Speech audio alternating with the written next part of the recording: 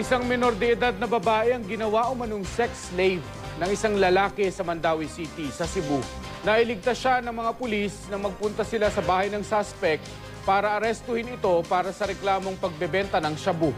Makibalita tayo kay Chona Carrion ng GMA Cebu. Labis ang pagsisisi ng 14 na taong gulang na si Michelle, di niya tunay na pangalan. Naglayas kasi siya sa kanilang bahay sa Talisay City, ilang buwan na ang nakakaraan.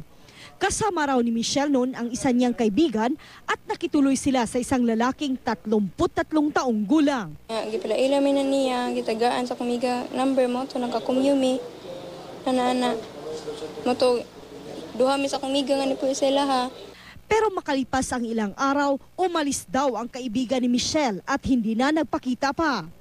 Kalaunan, nagustuhan raw ni Michelle ang lalaking hanggang sa naging mag-live-in sila.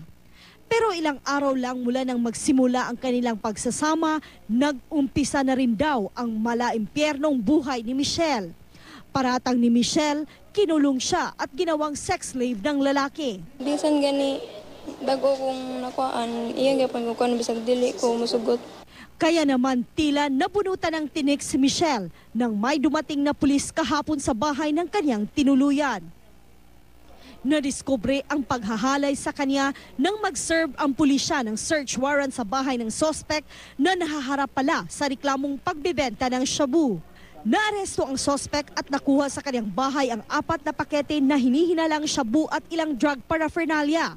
Wa may mag-expect na doon na di ay minor sa naa sa iyang suod sa iyang panimalay. So pag mo na kay ang report namo is share kay usa diha sa suod sa balay. Ikinagulat naman ng ina ni Michelle ang sinapit nito. Akala raw kasi niya sa isang kaanak lang nila nakituloy ang dalaga. Nakatakdang isa ilalim sa medical examination ang biktima. Dadalhin din siya sa DSWD para sa stress debriefing. Hinahanda naman ang mareklamong isasampa laban sa suspect.